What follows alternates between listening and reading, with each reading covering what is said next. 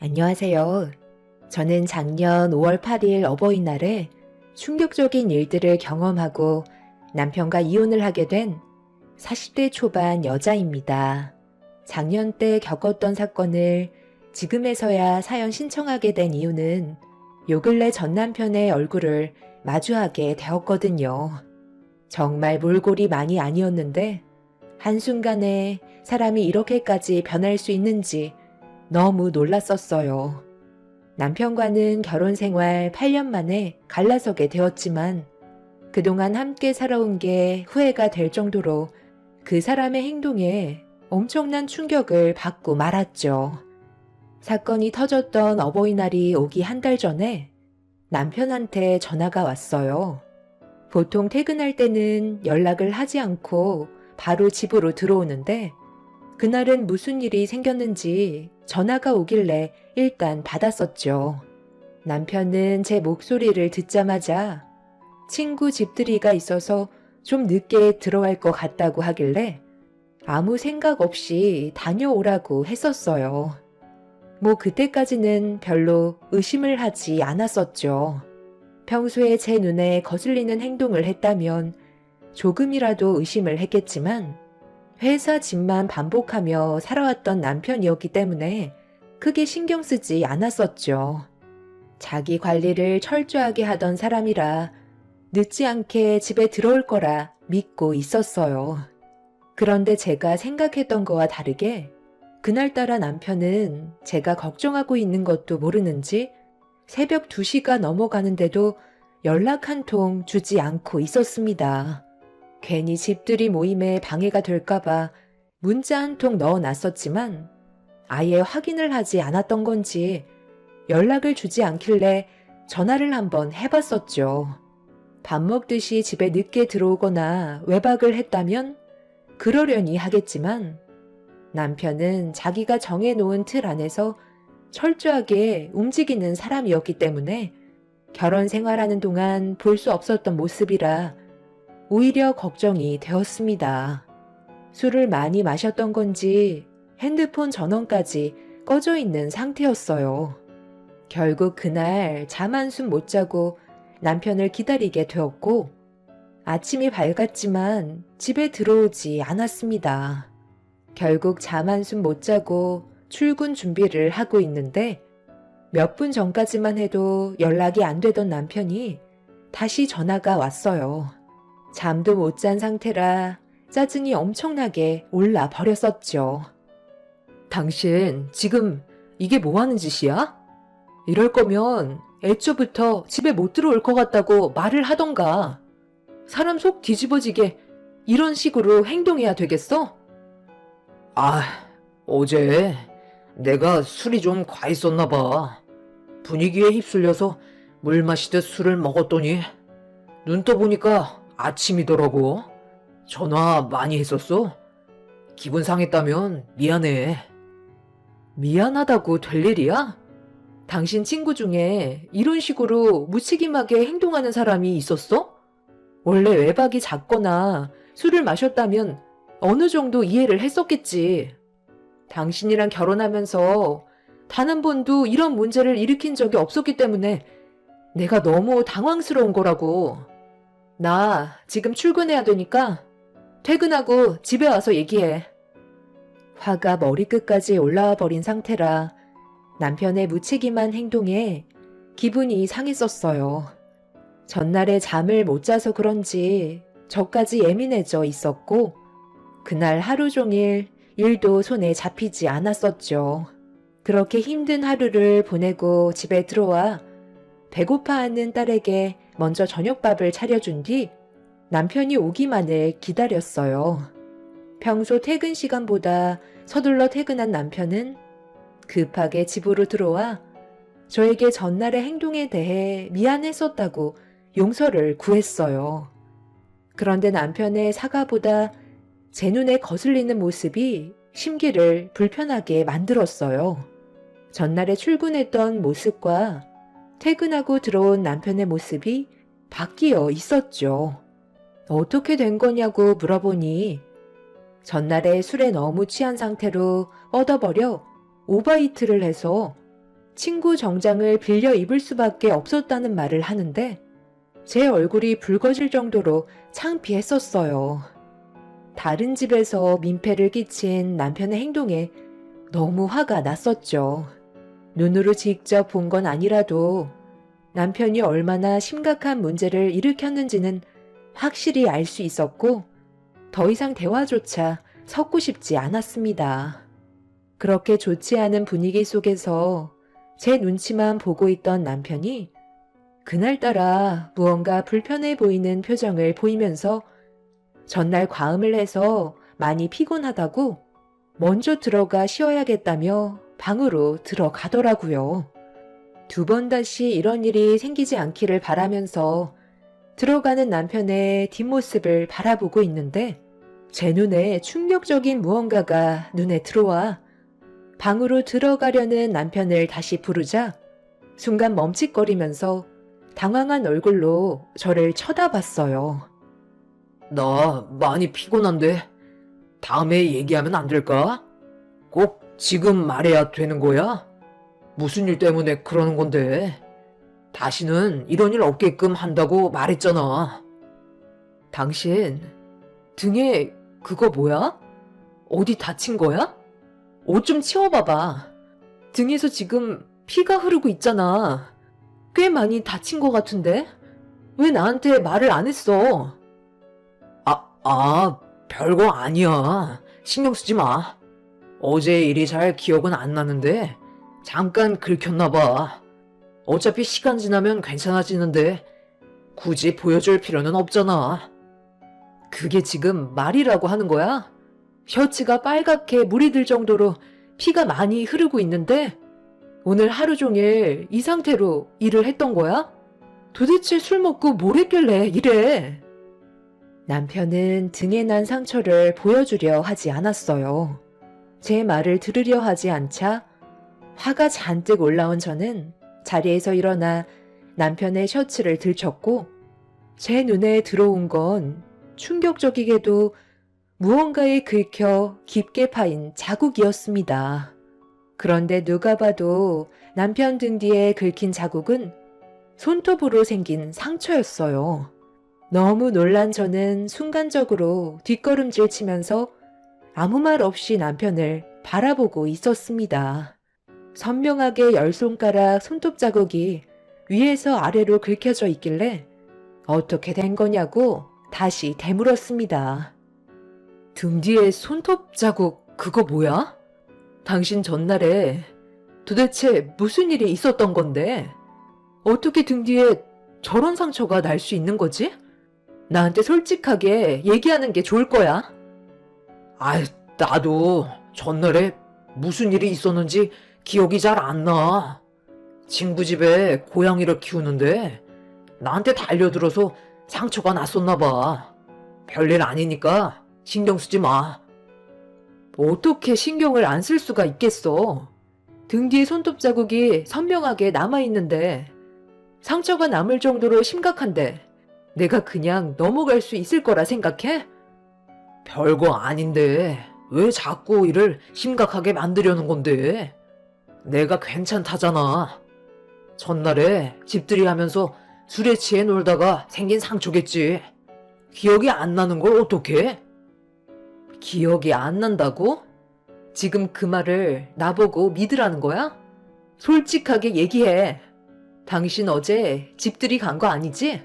다른 여자랑 술 먹고 놀았던 거 아니야? 내가 왜 당신한테 거짓말을 하는데? 못 믿겠으면 당장 내 친구한테 전화해 보던가. 자, 여기. 어제 집들이 갔던 친구 전화번호야. 확인해봐. 남편은 전날의 기억이 전혀 떠오르지 않는 상태라며 제가 됐다고 하자 의심받는 건 싫다고 직접 전화를 걸었어요. 그리고 저에게 확인을 시켜 주었죠. 남편의 친구분은 어제 본인도 술을 너무 많이 마셔서 기억이 나지 않지만 집들이 한 건 맞다면서 사진 한 장 보내줄 테니 확인해 보면 될 거라고 남편의 핸드폰으로 사진 한 장을 전송했어요. 그 사진 속에는 정말 남편과 친구분들이 집들이 하는 모습이 찍혀 있었습니다. 결국 등 뒤에 선명하게 남은 손톱 자국은 의문만 남긴 상태로 상황은 정리가 되고 말았었죠. 남편이 입을 열지 않으니 확인할 방법이 없었어요. 그런데 아무리 아니라고 생각을 해봐도 등 뒤의 손톱 자국은 바람을 피웠다는 생각밖엔 안 들었어요. 셔츠를 들추지 않고서야 선명하게 남은 손톱 자국이 생길 수 없기 때문에 저는 더욱더 남편을 의심할 수밖에 없었습니다. 그날 이후 저희 부부 사이에는 심각할 정도로 금이 가기 시작했고 남편의 행동 하나하나 신경이 쓰였습니다. 남편은 저에게 지속적으로 접근을 시도했지만 누가 등 뒤를 긁었는지 확인이 되지 않는다면 저는 남편을 받아줄 수가 없었어요. 그리고 모든 말들을 더 이상 신뢰할 수가 없었죠. 그렇게 냉전의 시간이 흐른 상태로 각방을 쓰면서 생활을 하게 되니 안 좋았던 감정은 더욱더 심각해지게 되었고 몸이 멀어지면 마음도 멀어진다고 남편한테 너무 큰 실망을 해서 그런지 한결같이 사랑했던 제 마음에 변화가 찾아오고 말았습니다. 한 공간에 있는 것조차 소름 끼치게 싫었어요. 그런데 이런 와중에도 할 일은 해야 된다는 현실이 너무 힘들었습니다.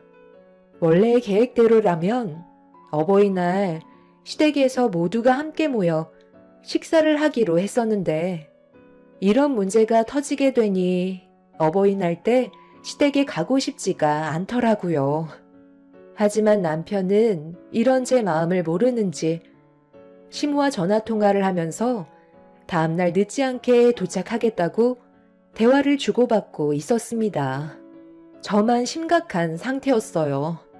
남편은 제가 받은 상처에 대해서는 전혀 신경 쓰고 있는 것 같아 보이지 않았었죠. 당신은 지금 우리 관계가 어떤지 알면서 다음날 아버님 댁에 가겠다는 게 말이 된다고 생각해? 내가 가서 표정 관리가 될 것 같냐고. 생각이 그렇게 없어? 그럼 나보고 어떻게 하라는 거야? 엄마가 먼저 전화하셔서는 나한테 늦지 않게 오라고 못을 박으셨는데 이런 일 때문에 가기 힘들 것 같다고 어떻게 말씀드려? 그럼 처음부터 처신을 잘하던가 아니면 내가 믿을 수 있게 확신을 주던가 했어야지. 무조건 기억이 나지 않는다고만 하면 문제가 해결될 거라 생각했어? 그래서 가지 않겠다는 거야? 나 혼자 가는 것도 문제잖아. 계속 이런다고 달라지는 건 아무것도 없다니까. 당신이 나한테 실망한 건 잘 알겠는데 나도 기억이 나지 않는다고 했잖아. 그러니까 이번 한 번만 용서해 달라는 거야. 앞으로 내가 더 잘하면 되는 거 아니야? 괜히 일 크게 만들지 않았으면 좋겠어. 우리 부모님 성격 몰라서 그래? 다음날 나만 가게 되면 당연히 우리 엄마가 당신한테 전화를 할 테고 그럼 뭐라고 그러게? 내 등 뒤에 난 손톱 자국 때문에 부부싸움에서 별로 가고 싶지 않다고 설명드릴 거야? 이런 일을 자초한 건 나지만 우리 부모님이 피해를 봐선 안 되잖아. 다시는 이런 일 없도록 할 테니까 이번만 조용히 넘어가는 걸로 하자. 미안하다고 몇 번을 말해야 받아줄 건데 바람 피웠던 증거가 있는 것도 아닌데 도대체 뭐가 문제냐고. 왜 증거가 없어? 당신 등 뒤에 선명하게 남아있는 손톱 자국이 나 몰래 바람을 피웠다는 걸 증명해주고 있는데 내일 아버님 댁에 가는 건 생각해 볼 거야. 남편과 저는 그날 한바탕 난리를 쳤어요. 제 기분을 조금도 알아주지 않았던 남편의 행동들이 너무 서운했었죠. 바람이라는 걸 확신하고 있었지만 그렇다 할 증거가 없었습니다. 남편이 퇴근하기 전에 집안 물건들 싹 다 뒤졌었고 남편이 잘 때 핸드폰도 몰래 확인해 봤었는데 의심될 만한 증거들이 나오진 않았어요. 남편 친구 집들이 날을 제외하곤 퇴근 후 바로 집으로 들어오기 때문에 바람을 필 수 있을 만큼의 시간도 아니었죠.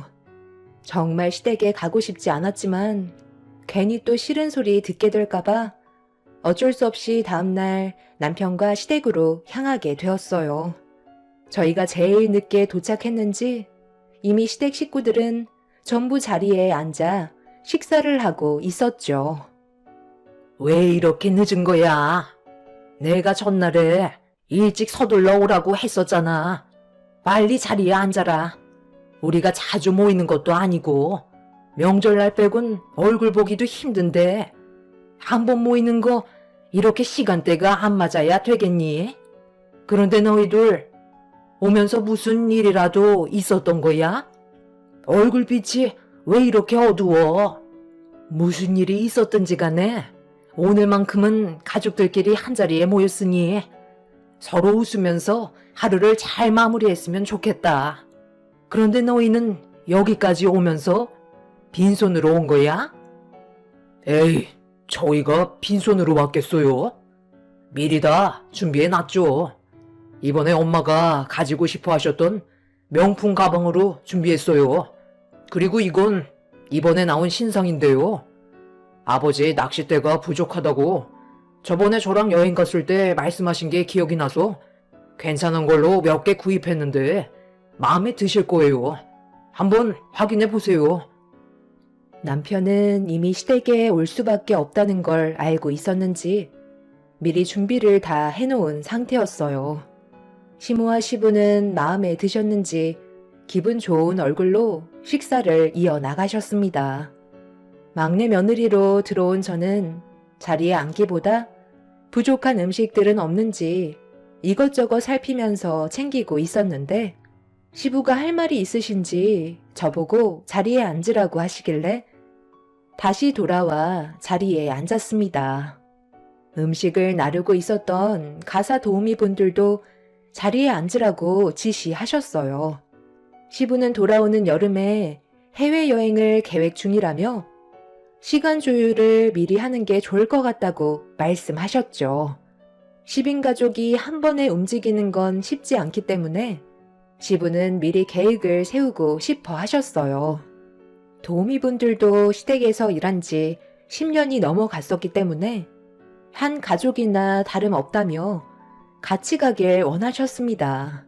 그렇게 시부의 계획을 듣고 있었는데 식탁 테이블 밑에서 장난을 치던 6살인 제 딸이 기어 나오더니 발들이 자꾸 시소를 탄다며 손으로 테이블 밑을 가리켰어요. 그리고 이어진 딸의 말에 저는 엄청난 충격을 받고 말았죠. 시부모님과 시댁 식구들 또한 사색이 된 얼굴로 남편을 바라봤고 민망한 얼굴로 오해라며 식은땀까지 흘리고 있었습니다.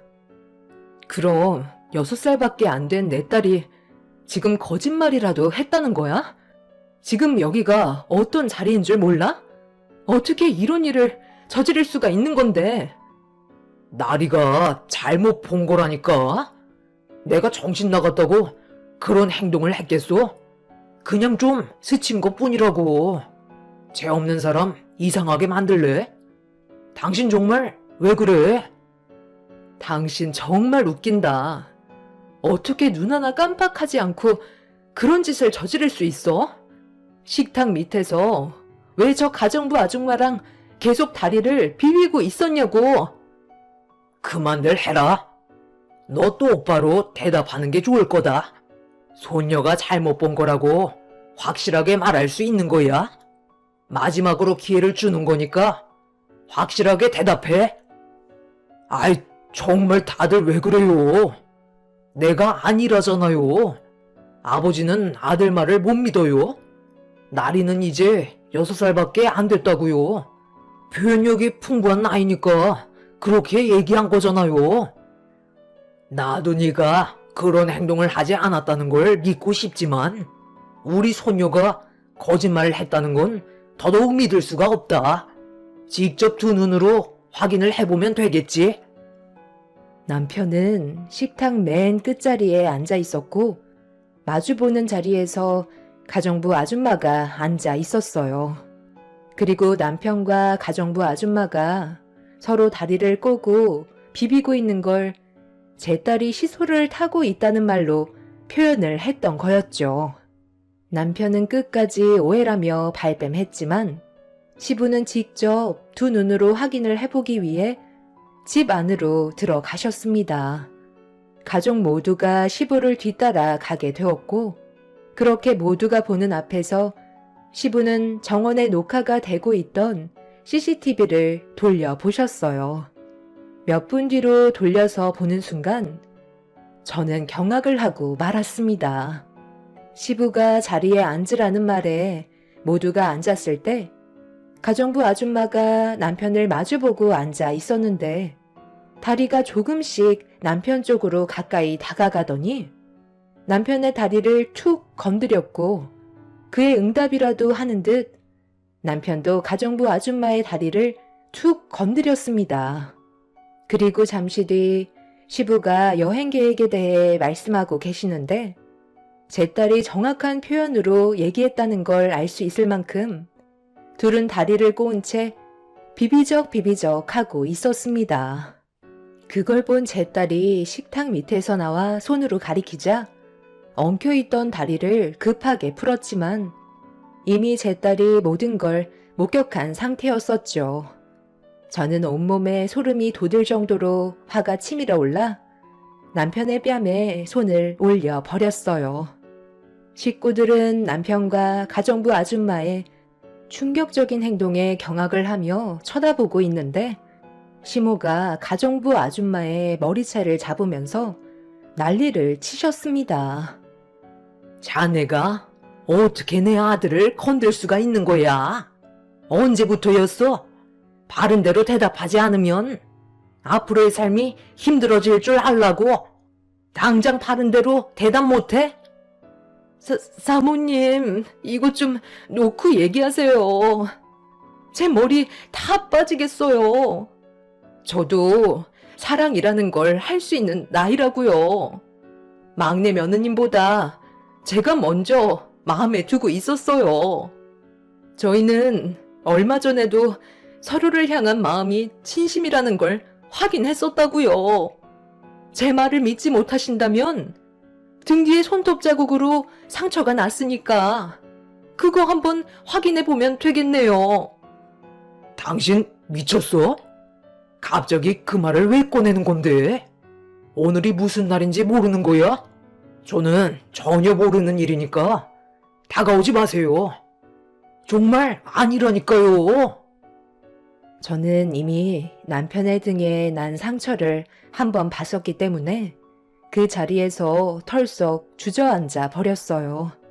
시댁 식구들은 남편을 둘러싼 뒤에 셔츠를 올렸고 시댁 식구들은 남편의 등에 난 상처를 보고 경악을 하고 말았습니다. 가정부 아줌마는 과거에 한번 결혼을 했었고 아이도 하나 있었어요. 사는 게 많이 힘들다고 해서 시부모님께서 가족처럼 대해 주셨었죠. 그런데 절대로 해선 안 될 행동을 저지른 남편과 가정부 아줌마의 분류는 저에게 엄청난 충격을 가져왔고 시부모님도 제대로 서 있지 못하셨는지 비틀거리셨습니다. 그런데 가정부 아줌마가 꺼낸 한마디가 저희 가족들에게 또 다른 충격을 안겨주었고 저는 입을 다물지 못했어요. 저를 가족처럼 생각해 주신 건 정말 감사하지만 저도 이런 감정을 떨쳐내려고 엄청 노력했었어요. 하지만 사람 마음이라는 게 쉽지 않잖아요. 함께 지낸 시간이 있어서 그랬는지 막내 아드님한테 계속 눈길이 가게 되었고 저도 모르게 이끌리는 마음을 멈출 수가 없었어요. 이미 명호 씨 옆자리에는 아가씨가 차지하고 있는데도 제 마음은 변함없이 명호 씨를 향해 있었죠. 그러다 작년 이맘때쯤에 아가씨랑 명호 씨가 서로 얼굴 붉히며 다툰 적이 있었잖아요. 그때 제가 옆에서 말동무를 해준 적이 있었는데 명호 씨가 저한테 갑자기 입을 맞추더라고요. 저는 술이 너무 많이 취해서 그런 줄 알았어요. 그런데 시간이 지날수록 저를 대하는 행동들이 점점 대범해졌고 결국 저희는 진심으로 사랑하는 사이가 되었던 거예요. 그리고 저한테 이런 말까지 했었어요. 이 집은 어차피 사남매 중 막내인 자기 거라며 사모님께 확답까지 받았다고 여기서 나갈 필요도 없다면서 함께 평생 같이 살자는 말로 저를 더 혹하게 만들었는데 누가 120평이나 되는 평창동 주택을 거절하겠어요. 비록 떳떳한 관계는 아니지만 저희는 정말 진심으로 사랑하는 사이라는 걸 알아주셨으면 좋겠어요. 명호 씨도 무슨 말이라도 해봐. 여보, 당신한테 정말 미안해. 나도 가정을 깨지 않으려고 그동안 정말 열심히 노력했었어. 하지만 사랑 감정이라는 게 그렇잖아. 한 번 마음을 주니까 두 번은 어렵지 않더라고. 저번에 당신한테 집들이 했다는 것도 거짓말이었어. 어차피 우리 관계 이렇게 된 거 여기에서 정리하도록 하자. 사랑은 원래 변하는 거라고. 당신 정말 정신 나갔구나. 우리 나리는 어쩌고 아빠 없는 자식으로 만들게? 왜 이렇게 생각 없는 행동을 저지른 거야? 내가 뭐가 부족해서 이런 일을 만들었냐고. 제가 남편의 멱살을 잡고 난리를 치자 가정부 아줌마가 저와 남편 사이를 말리기 시작했어요. 그런데 갑자기 둘째 형님이 저와 가정부 아줌마를 밀치더니 남편의 뺨을 올려 붙였습니다. 한 번도 아닌 수차례 뺨을 올리는데 둘째 형님의 한마디에 온 시댁은 아수라장이 되어버렸고 시모는 뒷목을 잡고 쓰러져 버리고 말았어요. 너 정말 쓰레기였구나. 좀 전까지만 해도 나한테 사랑한다고 하지 않았어? 화장실에 잠깐 다녀왔을 때 문 앞에서 나 기다리고 있다가 방으로 끌고 들어갔었잖아. 우리 관계는 어떻게 할 건데? 도대체 어디까지가 거짓말인 거야?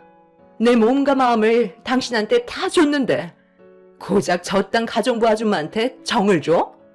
내 마음 뺏어간 거 당장 돌려놔. 너 때문에 내 인생까지 망쳐버렸다고. 아버님, 저 나쁜 놈 때문에 저까지 제대로 된 생활을 할 수 없었어요. 아니, 이게 또 무슨 말이냐? 명호, 너 지금 이게 어떤 상황인지는 아는 거야? 그리고 오늘이 무슨 날인지 알면서 이런 일을 저질러? 대답 좀 해보라고. 사남매 중 막내인 남편 위로 아주버님 두 분과 손이 신우가 있었어요. 남편은 고개를 떨궜고 둘째 아주버님이 남편의 얼굴에 주먹을 올렸어요. 절대로 있어서는 안 될 일들이 벌어지고 만 거였죠. 드라마에서나 볼 법한 일들이 눈앞에 펼쳐지고 있었는데 저는 다리에 힘이 풀려 아무것도 할 수가 없는 상태로 눈앞에 보이는 충격적인 광경을 감당할 수밖에 없었습니다. 한 명도 아닌 두 명이나 불륜관계를 맺은 남편은 제가 그동안 알고 있던 사람이 아니었어요. 뒤늦게 알게 된 사실이지만 남편의 회사는 시간적으로 상당히 자유로운 일이었어요. 회사에서 정해놓은 일만 빨리 끝나면 곧바로 퇴근할 수 있는 구조로 되어 있었죠. 남편은 그동안 저에게 항상 저녁 7시쯤에 퇴근하는 걸로 얘기했었는데 어쩔 때는 오전에 업무가 끝날 때도 있었다는 걸 뒤늦게 알 수 있었습니다. 가정부 아줌마도 용서할 수 없었지만 한 가족인 둘째 형님이 남편과 깊은 관계였다는 건 절대로 용서할 수가 없었어요. 결국 저는 두 사람과 남편에게 상간소송을 진행했고 뒤도 안 돌아보고 이혼을 선택하게 되었습니다. 그리고 시부모님께서도 집안의 먹칠한 남편을 받아들일 수 없다면서 인연을 끊어버린 뒤 두 번 다시 얼굴을 보려 하지 않았습니다. 둘째 형님 내외도 이런 일들로 인해 이혼을 선택하게 되었는데 가정부 아줌마와 둘째 형님은 남편을 차지하겠다고 서로 머리채를 잡고 뒹굴며 난리도 아니었어요. 저는 그런 모습을 더 이상 보고 싶지가 않아 제 딸을 데리고 다시 새롭게 시작을 하게 되었죠. 아무 소식도 듣고 싶지 않았어요. 남편과 이혼을 하고 친정집으로 들어와 부모님의 도움을 받으면서 사는 동안 어떠한 소식도 들으려 하지 않았습니다. 그 사람이 언젠가 가정을 깨버린 잘못에 대해 벌을 받길 간절히 원하고만 있었습니다. 저희 부모님께서도 남편의 행동으로 인해 많은 실망과 상처를 받으셨죠. 한 사람 때문에 많은 사람들이 피해를 보게 됐었고, 두 번 다시 기억하고 싶지 않았던 날들이었습니다. 그런데 남편과 이혼을 한 지 1년 만에 저희 집에 찾아왔어요. 저는 가족들과 외식을 하려고 나가려는데 현관문 앞에 남편이 고개를 떨군 채 서 있었습니다. 아빠는 여기가 어디라고 오냐고 멱살을 잡은 뒤 패대기를 쳤지만 저항 한번 하지 않고 힘없는 사람처럼 픽 쓰러져 눈물을 흘리고 있었어요. 제 딸은 오래간만에 본 자기 아빠를 보며 어디 아픈 것 같다고 눈물을 흘리면서 품속에 안겼는데 차마 떼어낼 수가 없었습니다. 여긴 어쩐 일이야? 왜 온 건데? 무슨 말을 하던지 나는 듣고 싶지 않으니까 당장 돌아갔으면 좋겠어. 그동안 우리가 마음 잡고 사느라 얼마나 힘들었는지 알아? 정말 미안해. 내가 잠깐 어떻게 됐었나 봐. 당신이 내 인생에 제일 소중한 사람이었는데 그걸 몰랐던 내가 너무 한심스러워. 우리 다시 시작하면 안 될까? 앞으로 두 번 다시 과거에 있었던 일을 반복하지 않을게. 제발 내 옆에만 있어주면 안 돼? 그동안 나 너무 힘들었어. 내 모습을 보면 당신도 알 수 있잖아. 우리 부모님이 옆에 있을 때는 모든 것들이 두렵지가 않았었는데 당신이랑 일이 이렇게 되고 난 후부터 가족들과 등지며 살게 되다 보니 내 인생은 순식간에 나락으로 떨어지더라고. 나를 사랑한다고 했었던 그 사람들도 진실한 사랑이 아니어서 그랬는지 금방 식어버렸고 둘 다 내 곁을 떠나 새 삶을 찾았더라고. 그리고 내 주위에 남겨진 건 아무것도 없다는 걸 그때 처음 알게 되었고 너무 외롭고 쓸쓸한 거야. 우리 부모님은 벌써 다른 지역으로 이사를 가셔서 찾을 수도 없는 상태고 형들이랑 누나도 이미 연락이 끊어진 지 오래야. 내가 잘못한 거 충분히 받아들일 수 있지만 외로운 건 못 참겠어. 당신한테는 말을 안 했지만 내가 회사에서도 부정한 관계가 있었거든. 부장님 와이프랑 잠깐 그랬는데 그래서 잘 다니던 회사에서도 잘리게 되면서 혼자 집에 있는데 왜 이렇게까지 됐나 싶더라고. 모든 것들이 내가 자초한 일이니 벌을 받는 게 당연하겠지만 왜 하필 이렇게 안 좋은 시기에 내 몸에도 문제가 생겼는지 모르겠어. 나 정말 살고 싶은데 병원에 찾아가니 마음의 준비를 하라더라고. 전립선암 4기 판정을 받고 나오는 길이야. 내가 의지할 곳이 결국 당신 곁이라는 걸 뒤늦게 알게 됐을 땐 이미 늦었다는 걸 알지만 빈털터리가 된 나를 다시 받아줄 수 없을까? 우리 딸 나리와 마지막 시간을 함께 보내고 싶어. 당신만 괜찮다면 나에게 남은 몇 달의 시간을 함께 보낼 수 있게 허락해주면 남은 인생 당신을 위해 최선을 다해 살아가도록 할게.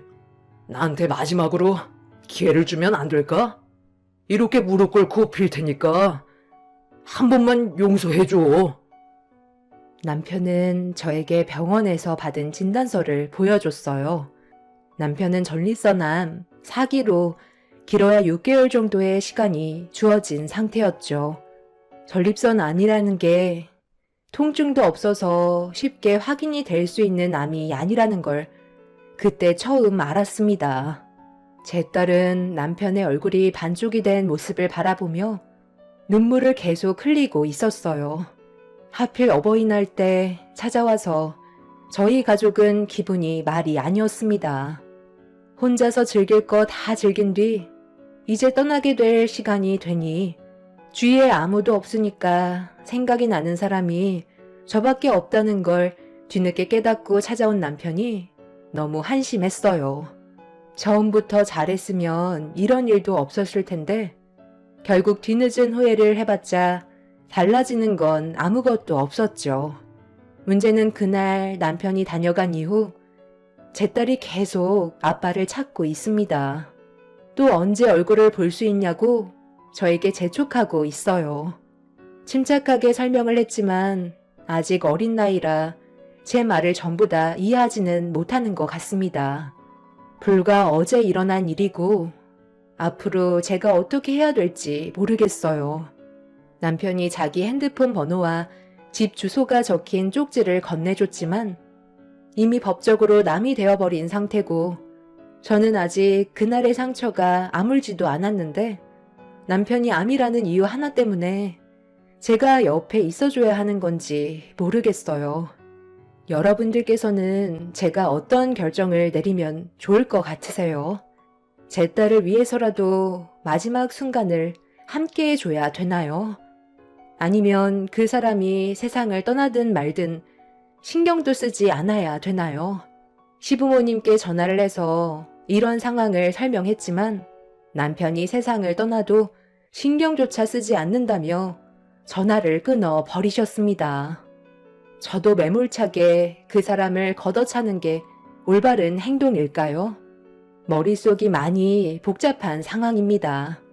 여러분들께서 저에게 지혜를 나눠주시면 많은 도움이 될 것 같습니다. 한번 맺게 된 인연이 저를 끝까지 물고 늘어지니 너무 힘드네요. 제 사연을 들어주신 분들의 가정에는 항상 행복과 웃음만 가득하셨으면 좋겠습니다. 감사합니다.